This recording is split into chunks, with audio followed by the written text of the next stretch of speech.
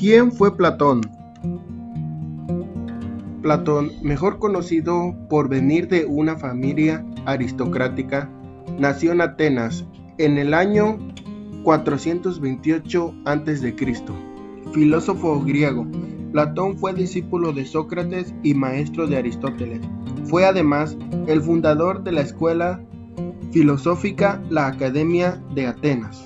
A Platón se le considera el padre de la filosofía occidental. Muchos creen que con él la filosofía griega alcanzó su madurez. Para el filósofo y matemático Alfred North, la filosofía occidental son notas a pie de página de los escritos de Platón. Es posible determinar 3 periodos de la actividad literaria de Platón. Primer periodo, Apología. Segundo periodo, Obras de la madurez. Tercer periodo, Obras de la vejez. Tema 25, primer periodo. Defensa de Sócrates y polémica contra los sofistas. Entre los diálogos que encontramos en este primer periodo están los siguientes.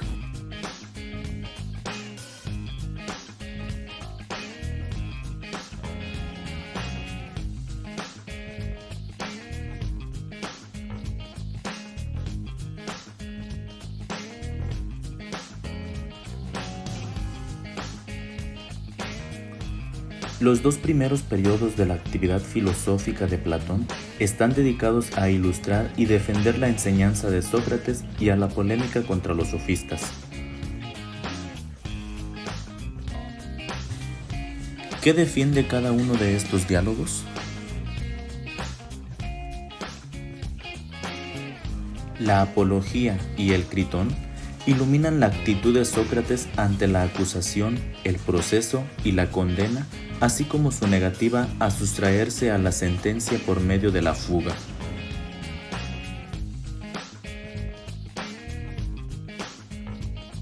Otros diálogos ilustran los fundamentos de la doctrina socrática. La virtud es una y se identifica como la ciencia. Solo como ciencia se puede enseñar la virtud, y en la virtud como ciencia consiste en la única felicidad del hombre.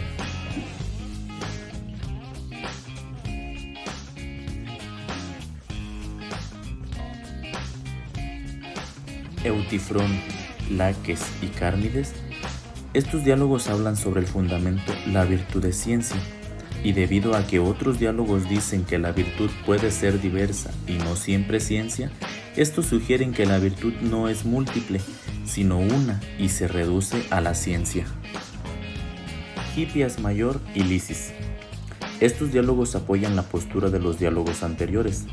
Probaron cómo lo bello, lo útil, lo conveniente, entre otras cosas, no se pueden definir por separado y que por tanto, en el último análisis no existen en cuanto a valores independientes y diversos.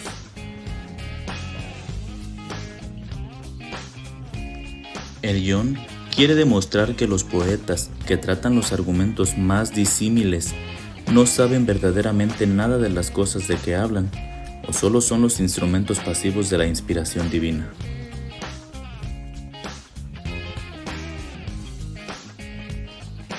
El Hipias Menor muestra por un proceso inverso la identidad entre virtud y ciencia, demostrando que si no fuera así, el hombre que hace el mal voluntariamente sería superior a quien lo hace sin querer. La ilustración y la defensa positiva de las tesis socráticas se hacen en los 2 principales diálogos platónicos de este primer periodo, Protágoras y Gorgías.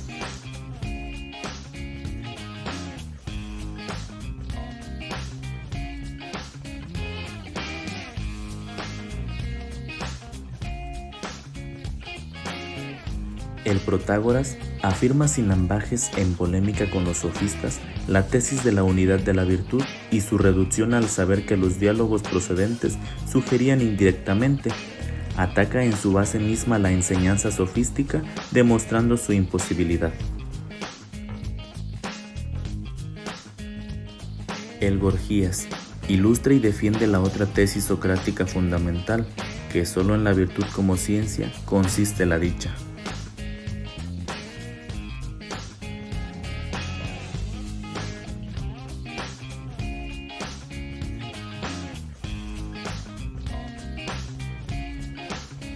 Finalmente, de esta forma, el Protágoras y Gorgías son una crítica radical de la más original creación sofística, la retórica o arte de la persuasión, y contra la erística y el verbalismo.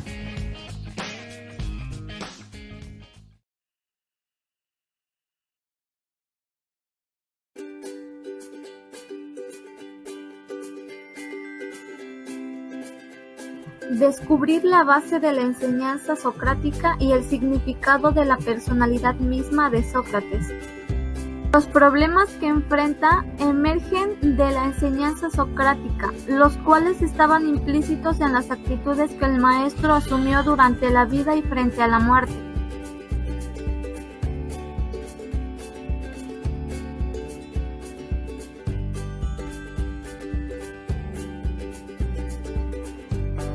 Pero, ¿qué significa aprender? Según algunos sofistas, no se puede aprender ni lo que se sabe ni lo que no se sabe. En efecto, nadie se afana por aprender lo que ya sabe y nadie puede afanarse por aprender si no sabe qué buscar. Es el recuerdo de nuestro propio conocimiento. Es la conexión esencial de la naturaleza dentro de sí misma y de la naturaleza con el alma humana.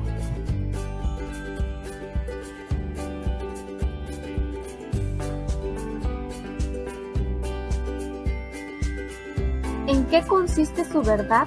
La verdad de la ciencia depende de la perfección de su objeto. ¿Cuál es el objeto al que se dirige la investigación científica? El objeto de la ciencia es lo bello, lo bueno, lo justo, lo útil, etc. Es la realidad sobre la cual indaga la perfección, el valor. Pero lo perfecto es también lo estable, lo duradero, lo inmutable.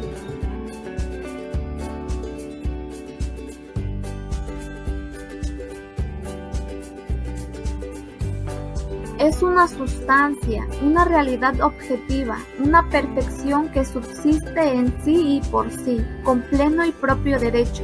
Todas ellas son expresiones o manifestaciones de la proporción, el orden y la armonía.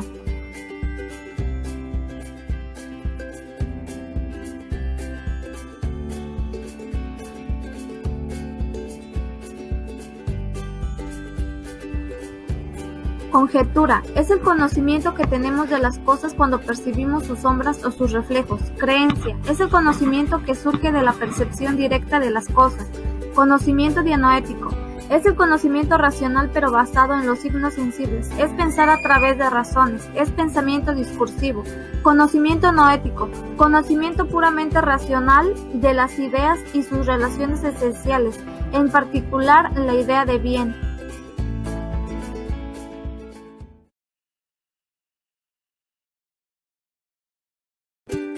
La educación de los nobles en el siglo VI. En sus orígenes fue elaborada en función de las necesidades de un medio adinerado, que vivían obligatoriamente y que ignoraba en lo absoluto la preocupación de preparar técnicamente a la juventud para un oficio con que ganarse el pan. Es decir, en el siglo VI la educación era ante todo moral. Era la formación del carácter, de la personalidad, que se realizaba dentro del marco de la vida elegante, deportiva y mundana a la vez, bajo la dirección de un hombre de más edad en el seno de una amistad firme. En las enseñanzas de Teócnis, le dedica a su amigo Cirno las siguientes palabras: te daré buenos consejos, como un padre a un hijo. En cuanto a contenido de estas enseñanzas, es puramente ético. Teócnis tiene conciencia de transmitir a su joven amigo la moral personal, la moral política, esto es, la sabiduría tradicional de los sensatos, tal como él mismo la había a su vez recibido en su infancia.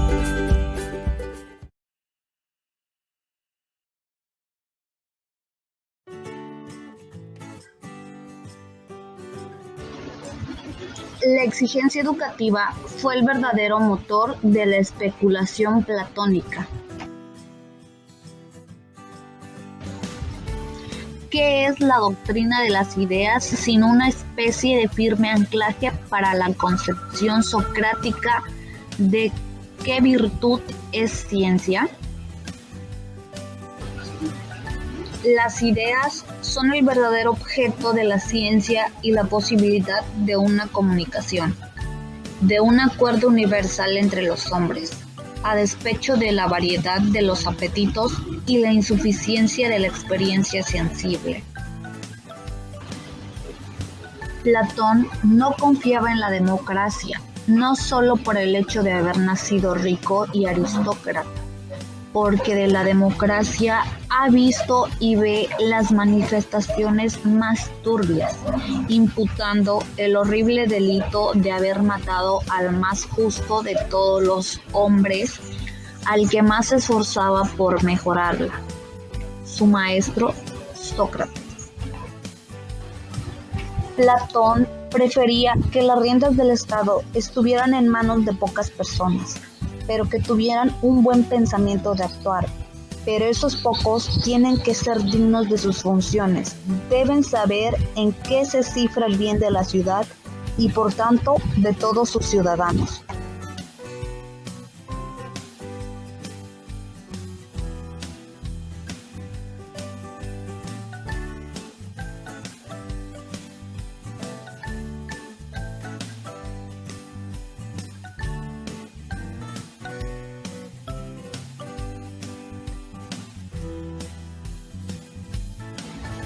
Platón dice que entre los hombres existen diferencias naturales transmisibles en parte por herencia, consistentemente en el predominio de cada individuo de cada una de las tres preciadas partes del alma, racional, irascible, compusible, de modo que se tendrá correlativamente una raza de oro, una raza de plata y una raza de hierro y bronce.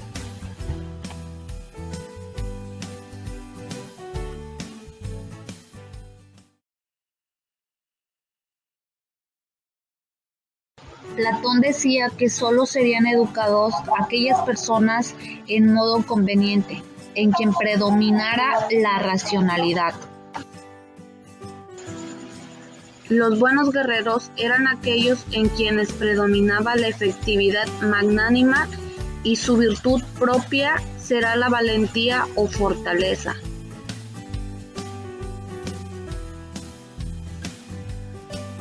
La concupiscencia era esforzarse por domarla mediante el ejercicio de la templanza, aunque en ningún caso era apto para trabajos que no eran correspondientes a la producción y el intercambio de los bienes materiales, es decir, labradores, artesanos y comerciantes. Cuarta virtud y más importante es la justicia, modo análogo en el individuo.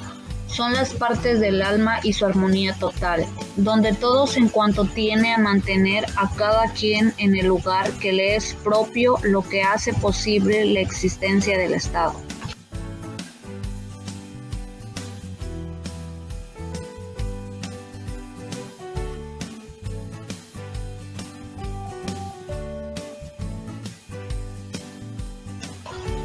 Son especificaciones funcionales de una misma clase, puesto que solo la aptitud demostrada en el estudio determina el que los jóvenes sean destinados a una u otra función, clase superior que ejerce todos los poderes y cuyos miembros identifican los propios intereses con los del Estado, en cuanto no existe ni propiedad privada ni familia.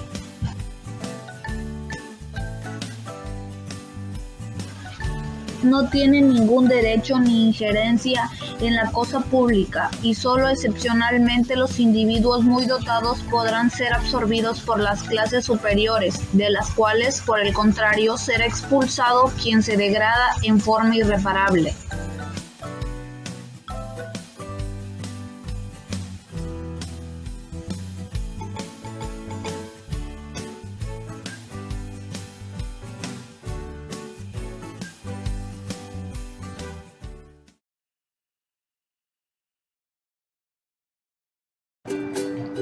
La educación que propone Platón.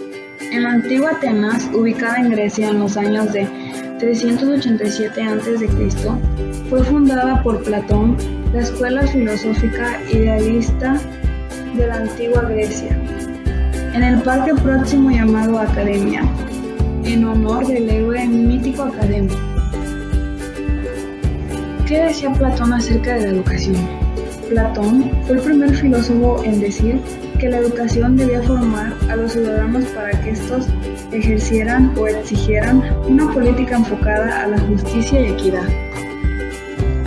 Platón fue uno de los filósofos más importantes. En su plan de estudios propuso principios fundamentales en la educación, clasificándolos por ciclos. El primer ciclo comenzaba desde el nacimiento hasta los 20 años, el segundo ciclo desde los 20 hasta los 30 años y el tercer ciclo desde los 30 hasta los 50 años. Este ciclo consiste en un régimen combinado y armónico de cultura física, intelectual y moral. Su objetivo es formar jóvenes sanos, robustos y ágiles. Los niños deben educarse a través de actividades lúdicas, por ejemplo, ejercicios de gimnasia rítmica, cantos, fábulas, juegos, y además con una especie de iniciación activa de jóvenes en la vida militar a partir de los 16 años. En este ciclo se realiza una selección.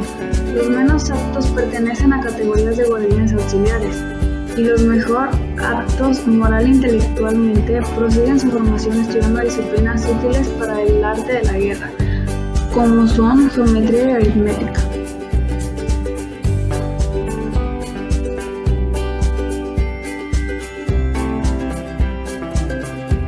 En este ciclo, las personas que logren desarrollar capacidades para el estudio podrán continuarlo, se ejercitarán en la dialéctica. Los menos idóneos serán destinados a guerreros. Los aspirantes a filósofos ya con 35 años cumplidos deberán pasar por una especie de largo aprendizaje al servicio del Estado, y los de 50 años en adelante se dejarán libre por cierto tiempo y por último entrarán de lleno a desempeñar su oficio de filósofos. Platón proponía que no se debía obligar a nadie a aprender, ni se debía forzar las cabezas para asimilar conocimientos en ellas. Solo se podía mostrar el camino para que cada cual pensase por sí mismo.